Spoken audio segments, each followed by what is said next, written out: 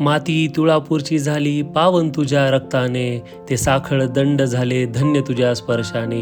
पाहुनी शौर्य तुझं मृत्यूही नतमस्तक झाला, स्वराज्याच्या मातीसाठी शंभूराजा अमर झाला. जय शिवराय, जय शंभूराजे. मित्रांनो, चला तर मग जाणून घेऊया तुळापूरचा रक्तरंजित इतिहास. मित्रांनो, व्हिडिओच्या शेवटपर्यंत तुम्हाला ह्या 4 प्रश्नांची उत्तरे भेटून जातील.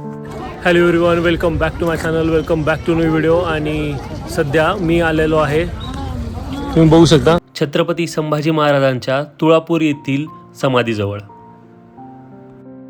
महाराजांच्या समाधीकडे जाताना आपल्याला ह्या कमानीच्या आत जावं लागतं आणि तुम्ही बघू शकता ह्या कमानीवर महाराजांनी सिंहाच्या तोंडात हात घालून त्याचा जबडा तोडल्याचं सिंबल आहे, त्याची मूर्ती इथं लावली आहे. तर ही जी मूर्ती दर्शवते की छत्रपती संभाजी महाराजांचं जे शौर्य होतं, हे शौर्य किती ते पराक्रमी होते, ही मूर्ती ते दाखवते.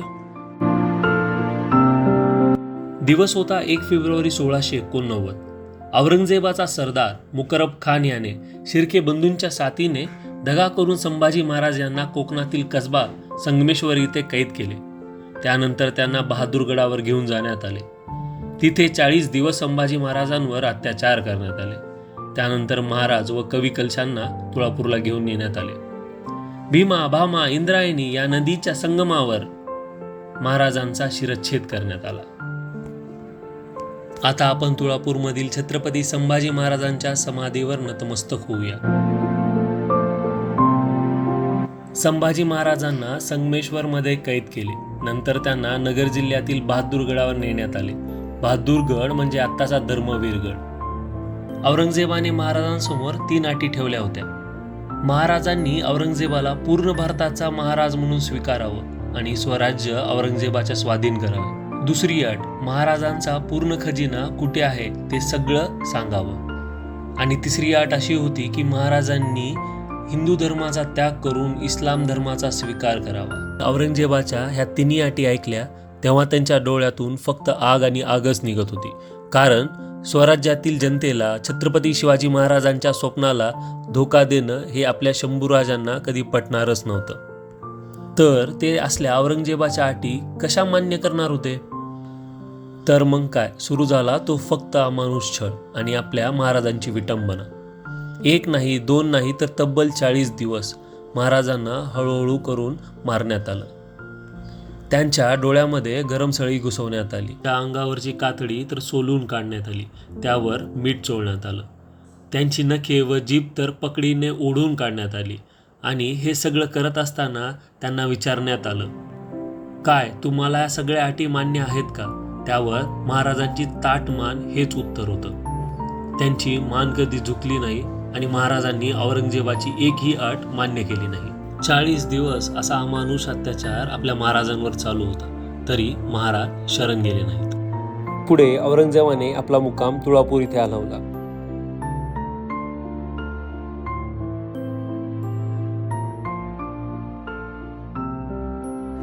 छत्रपती संभाजी महाराजांच्या समाधीकडे जाताना उजव्या हाताला त्यांचा पूर्णाकृती पुतळा आहे. महाराजांच्या या पूर्णाकृती पुतळ्याकडे बघितल्यास समोर उभा राहतो फक्त त्यांचा न थांबता न थकता केला गेलेला जीवन प्रवास. छत्रपती संभाजी महाराजांच्या स्मारकासमोरच महाराजांचे सहाय्यक चंदोगामात्य कवी कलश यांची समाधी आहे. कवी कलश हे शंभू महाराजांचे प्रिय मित्र होते. महाराजांसोबत 40 दिवस अत्याचार सहन केल्यानंतर कवी कलशांची ही हत्या ह्याच ठिकाणी करण्यात आली होती.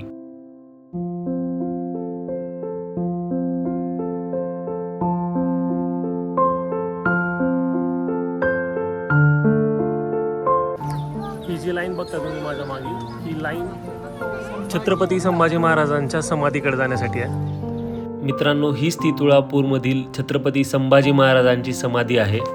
आपल्या 9 वर्षाच्या कार्यकाळात 120 पेक्षाही अधिक लढाया त्यांनी केल्या आणि त्यात एकही पराभव नाही. असा एकमेव योद्धा. त्यांना 1 नाही, 2 नाही, तर तब्बल 13 भाषांचं ज्ञान अवगत होतं. महाराजांनी त्यांच्या आयुष्यात 4 वैचारिक ग्रंथ लिहिले. बुधभूषण, 7 शतक, नखशिखा आणि नायिकाभेद. अशा महापराक्रमी छत्रपती धर्मवीर संभाजी महाराजांना माझे नमन. महाराजांच्या समाधीजवळच एक आजी महाराजांच्या शौर्याचे गीत गात होत्या. चला तुम्हालाही ऐकवतो. लाडला माझा लाडला शंभू राजा, नका इसरू बलिदान शंभूचे, नका इसरू बलिदान. म्हणा, नका इसरू बलिदान शंभूचे, नका इसरू बलिदान, नका इसरू बलिदान शंभूचे, नका इसरू बलिदान. कसे इसरू बलिदान शंभूचे, कसे इसरू बलिदान. हर हर महादेव. आता आपल्याला जे दिसत आहे ते संगमेश्वराचं प्राचीन मंदिर आहे. मंदिराचा आवार हा खूप मोठा आणि मंदिराच्या आवारात एक दीपमाळ आहे. ह्या मंदिराचा इतिहासही खूप प्राचीन आहे. इसवी सन 1633 साली शहाजी राजे यांनी मंदिराचा जीर्णोद्धार केला होता. अशा काही नोंदी आपल्याला इतिहासामध्ये पाहायला भेटतात.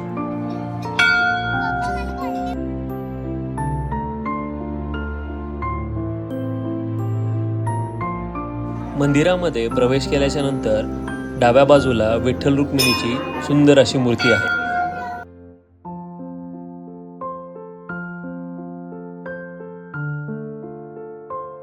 मंदिराच्या गाभाऱ्यात जाऊन महादेवांचे दर्शन केले. प्राचीन शिवमंदिराचे दर्शन झाल्याच्या नंतर आता आपण जाणार आहोत भीमा, भामा, इंद्रायणी ह्या नद्यांच्या त्रिवेणी संगमाकडे. धर्मवीर गडावर 39 दिवस अत्याचार सहन केल्यानंतर महाराजांना व कविकलशांना तुळापूर इथे आणण्यात आलं. अखेर 40 दिवसानंतर महाराजांनी इथे त्यांचा देह ठेवला. खरं तर तुळापूर हे धर्मवीर गडापासून 90 किलोमीटर दूर आहे. तरी महाराजांना इतक्या लांब का आणण्यात आलं, त्याचं कारण म्हणजे तुळापूरला भीमा, भामा आणि इंद्रायणी ह्या तिन्ही नद्यांचा त्रिवेणी संगम आहे. आता संगमाची जागा म्हणजे हिंदूसाठी पवित्र जागा. त्यामुळे औरंगजेबाने महाराजांच्या हत्येसाठी तुळापूर येथील त्रिवेणी संगमाची निवड केली. 11 मार्च 1689 रोजी औरंगजेबाच्या आदेशावरून ह्या त्रिवेणी संगमावर छत्रपती संभाजी महाराजांचे मस्तक कलम करण्यात आले आणि महाराजांच्या पवित्र देहाचे तुकडे ह्या त्रिवेणी संगमावर फेकण्यात आले. औरंगजेबाने फरमान काढले की कोणीही ह्या तुकड्यांना हात लावणार नाही आणि तेव्हा औरंगजेबाचे 2 लाख सैन्य तुळापूरमध्ये वास्तव्यासाठी होते. इच्छा असूनही महाराजांच्या देहाच्या तुकड्यांना हात लावायची हिंमत कोणी करत नव्हते. त्याच वेळी नदीकाठावर धुणं धुण्यासाठी आलेल्या जनाबाई पैठींनी शंभू महाराजांच्या देहाचे तुकडे पाहिले. जनाबाईसोबत गोविंद महार व वडू गावातील काही नागरिकही होते. सर्वांनी शंभू महाराजांच्या देहाचे तुकडे एकत्र केले. पण जेव्हा महाराजांच्या देहाला अग्नी देण्याची वेळ आली तेव्हा औरंगजेबाच्या भीतीने अग्नी देण्यासाठी कोणीही समोर येत नव्हतं. त्याच वेळी तिथे थांबलेल्या गोविंद महार यांनी औरंगजेबाला न गुमानता गावाच्या शिवारातील आपल्या मालकी हक्काची जागा संभाजी महाराजांच्या अंत्यविधीसाठी दिली. त्या ठिकाणी संभाजी महाराजांच्या पार्थिव शरीरावर अंत्यसंस्कार करण्यात आले. अशी ही पवित्र वडू गावातील महाराजांची दुसरी समाधी. जस्ट आलोत आम्ही आता तुळापूर. खरं तर तिथंच ब्लॉग एंड करायचा होता मला, परंतु करू नाही शकलो. महाराजांची समाधी आहे तुळापूरला, जसं तुम्ही या ब्लॉग मध्ये बघितलंच. जशी तुळापूरला आहे तशीच वडबुद्रुकलाही आहे. महाराजांच्या जेव्हा शिरच्छेद केला होता 11 मार्चला, तेव्हा त्यांच्या शरीराचे तुकडे सगळीकडे टाकले होते त्या त्रिवेणी संगमाकडे. तर वडबुद्रुक मधल्या एका ग्रहस्थानी ते सगळे तुकडे शिवले आणि महाराजांना तिथे अग्नी दिला. त्याच्यामुळे तिथे एक समाधी आहे आणि तुळापूरला एक आहे. म्हणजे जेव्हा हे सगळं बघतो ना आपण तेव्हा लिटरली निशब्द होऊन जात आहे. एक वेगळीच पॉवर आहे त्या जागेमध्ये. म्हणजे जे आपण आता छावा चित्रपटानिमित्त मोस्टली खूप जणांनी महाराजांबद्दल जाणण्याचा प्रयत्न केला असेल, तर जेव्हा आपण ना फक्त त्या स्क्रीनवर बघतो ना की महाराजांना किती यातना दिल्या होत्या औरंगजेबानं, आणि हे सगळं बघितल्याच्या नंतर जेव्हा आपण अशा भूमीवर येतो आणि बघतो की यार ह्याच ठिकाणी महाराजांना किती जास्त यातना दिल्या होत्या, किती त्रास झाला असेल महाराजांना, तेव्हा भरून येतं. आणि नाही सांगता ते मला जास्त. जर कोणी पुण्याच्या जवळ राहत असेल किंवा नसेलही कदाचित राहत, तर प्लीज एकदा तुळापूरला, एकदा वडबुद्रुकला या, तुम्हाला समजेल महाराजांचा त्याग किती आहे.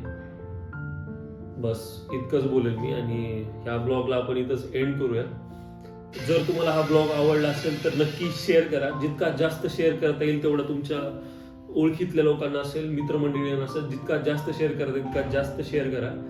आणि जर तुम्हाला कुठली इन्फॉर्मेशन खूप जास्त आवडली असेल तर प्लीज कमेंट करा. त्याच्यामुळं मला ते वाचायला पण खूप छान वाटेल. आणि हा ब्लॉग आपण इथंच एंड करूया, आणि चला भेटूया आता नेक्स्ट ब्लॉगमध्ये. थँक्यू.